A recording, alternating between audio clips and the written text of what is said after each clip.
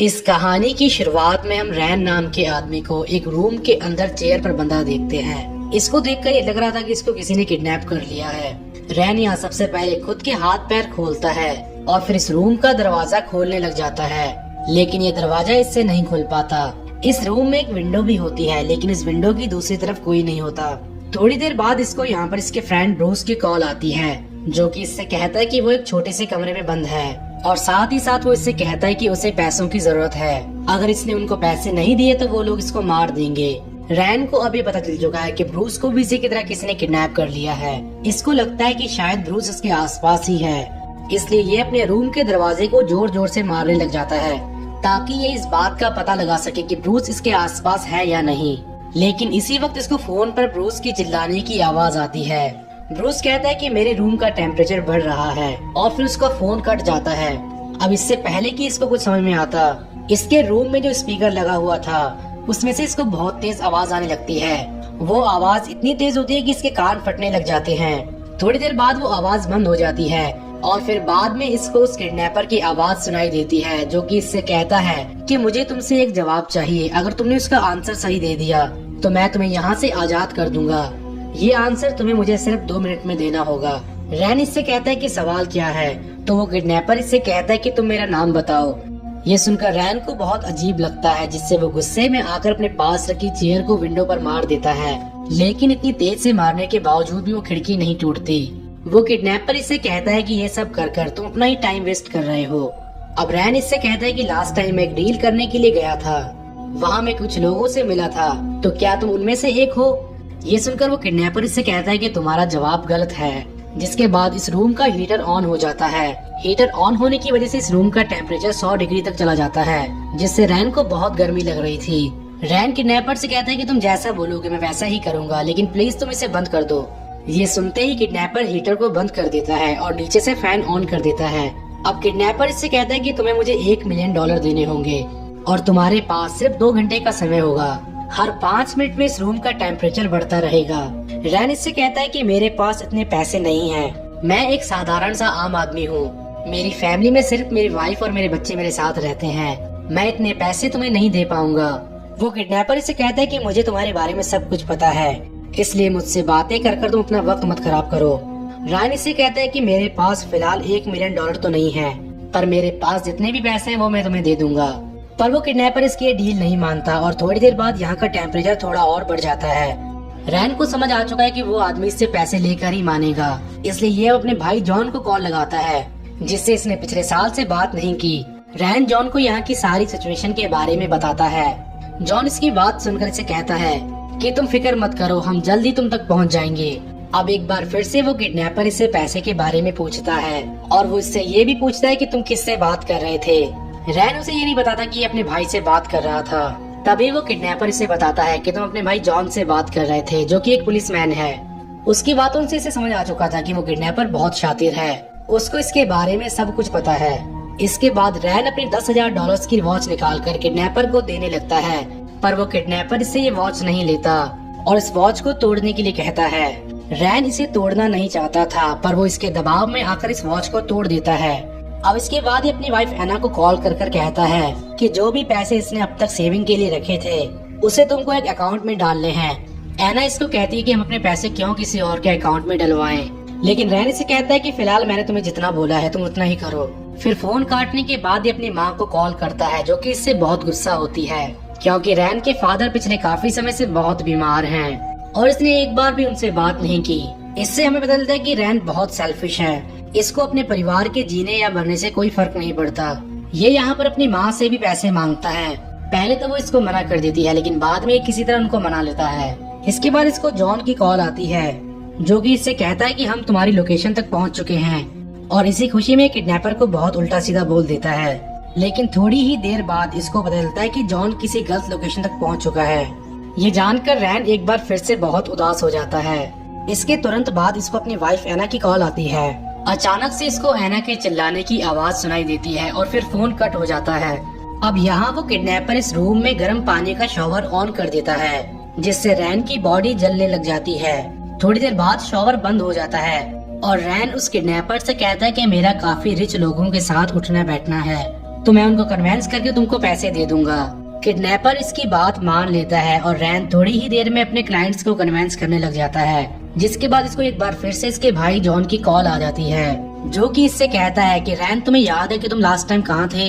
रैन अपने भाई को बताता है कि जब मैं अपने काम से वापस लौट रहा था तो मेरी गाड़ी में मुझे पीछे से किसी ने किडनैप कर लिया। इसकी थोड़ी ही देर बाद इसको इसके क्लाइंट की कॉल आ जाती है, जो कि इसके डील सुनकर इसको $2 लाख सेंड कर देता है। इतनी बड़ी रकम देखकर ये बहुत खुश हो जाता है और फिर इन पैसों के बारे में उस किडनैपर को बताता है।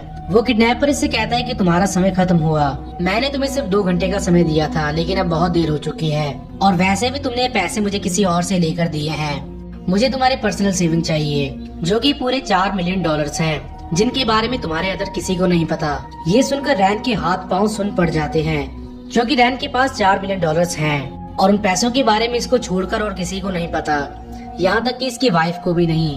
अब वो किडनैपर से कहता है कि मैं तुमको एक आखिरी मौका देना चाहता हूँ। इस बार तुमको मुझे 1 मिलियन नहीं बल्कि पूरे $4 मिलियन देने होंगे, और वो भी सिर्फ 5 मिनट के अंदर। ये सुनकर रैन उस किडनैपर से कहता है कि वो पैसे मेरी पूरी जिंदगी की सेविंग है, वो मैं तुम्हें नहीं दे सकता। इसकी बात सुनकर किडनैपर इस रूम का हीटर नीचे कर देता है और इस बार वो इस हीटर को 180 डिग्री सेल्सियस पर चलाता है, जिससे कि रैन की बॉडी झुलसने लग जाती है। रैन अब जल्दी से किडनैपर को वो सारे पैसे ट्रांसफर कर देता है, जिसके बाद वो किडनैपर हीटर बंद कर देता है। अपने सारे पैसे खो देने से रैन को बहुत बड़ा झटका लग जाता है। इसके बाद वो किडनैपर दरवाजे के पास पानी रख देता है, जिसे ये पीकर अपने आप को थोड़ा शांत करता है। रैन किडनैपर से कहता है कि प्लीज अब तो मुझे तुम यहाँ से जाने दो, लेकिन वो किडनैपर अभी भी इसे यहाँ से बाहर नहीं जाने देता। किडनैपर इस बार दरवाजे पर एक लेटर रखकर इसको जोर जोर से पढ़ने के लिए कहता है। इस लेटर में रैन के फैमिली मेंबर्स के नाम होते हैं, लेकिन इस लेटर में इसके फैमिली मेंबर्स के अदर एक नाम और भी होता है, जो कि लेस्ली होता है। किडनैपर इससे लेस्ली के बारे में पूछता है, लेकिन ये किडनैपर को लेस्ली के बारे में नहीं बताता। जिसके बाद इसको इसकी वाइफ एना की कॉल आ जाती है, जो कि इसको बताती है कि मुझे किसी ने एक रूम के अंदर किडनैप कर लिया है। अब जब इन दोनों की बातें चल रही होती हैं, तो इसी दौरान वो किडनैपर रैन से कुछ सवाल पूछता है। उसका पहला सवाल ये होता है कि तुम्हारे रैन के अलावा और कितने नाम हैं? रैन बताता है कि मेरा बस एक ही नाम है। इसे सुनते ही किडनैपर एक बार फिर से हीटर ऑन कर देता है, जिसके बाद रैन उसको बताता है कि मेरे कई सारे नाम हैं। फिर वो किडनैपर इससे दूसरा सवाल पूछता है। वो इससे पूछता है कि तुम क्या काम करते हो, जिसके जवाब में रैन उसको बताता है कि मैं एक ब्रोकर हूँ, मेरा काम लोगों से इन्वेस्ट करवाना है। इसके बाद इसके दरवाजे के पास इसको एक बॉक्स दिखता है।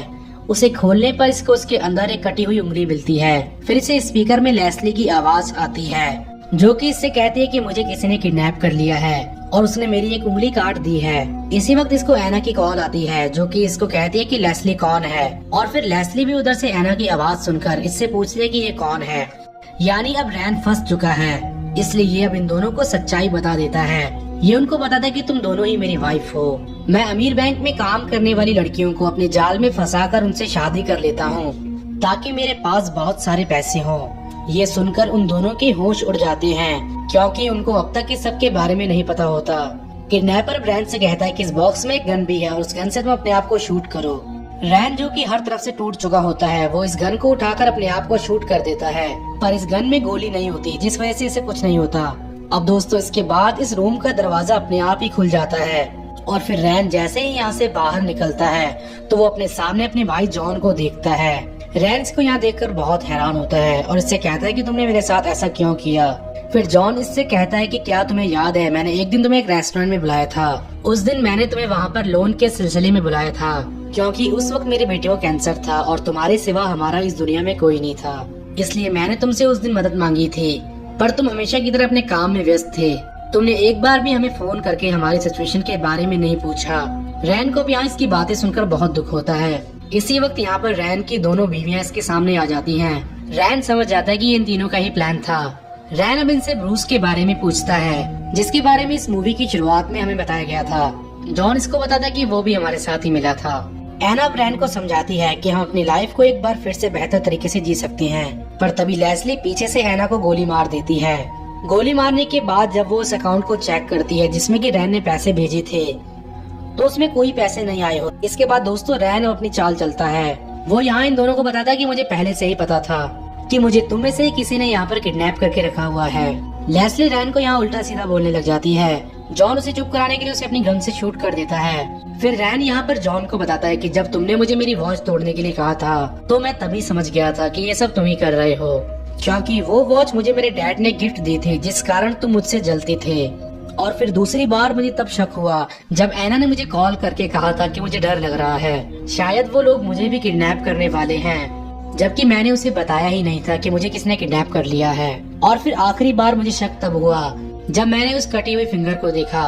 उसे देखकर मुझे पूरा भरोसा हो चुका था कि वो फिंगर मेरी वाइफ की नहीं है। अब जॉन इससे कहता है कि तुमने तो मेरे अकाउंट में सारे पैसे डाल दिए थे, जिसके जवाब में उसे बताता है कि वो एक डेल्टा ट्रांसफर था। कुछ समय के लिए पैसे तुम्हारे अकाउंट में जरूर गए थे, लेकिन थोड़ी ही देर बाद वो पैसे मेरे अकाउंट में वापस आ गए। जॉन इससे अब आखिरी सवाल पूछता है। वो कहता है कि जब तुम्हें पता था कि ये सब मैं कर रहा हूँ तो तुमने उस गन से अपने आप को शूट क्यों किया? क्या तुम्हें पहले से ही पता था कि इस गन में गोली नहीं है? रैन कहता है कि नहीं, मुझे इस बारे में बिल्कुल भी पता नहीं था कि उसमें गोली है या नहीं। उस वक्त सच में मुझे अपने आप पर बहुत गुस्सा आ रहा था, क्योंकि मैं अंदर से बिल्कुल टूट चुका था। अब जॉन को कहीं ना कहीं ये लगने लग जाता है कि इसने रैन के साथ बहुत गलत किया, क्योंकि इसको सबक सिखाने के चक्कर में आज इसकी दोनों पत्नियां मर चुकी हैं। जॉन इसे कहता है कि अब हमें यहाँ से सब कुछ भूल कर चले जाना चाहिए, लेकिन फिर अगले सीन में रैन को यहाँ से अकेला ही बाहर जाते हुए देखते हैं और दूसरी तरफ जॉन को उस रूम के अंदर देखते हैं जहाँ पर रैन बंद था।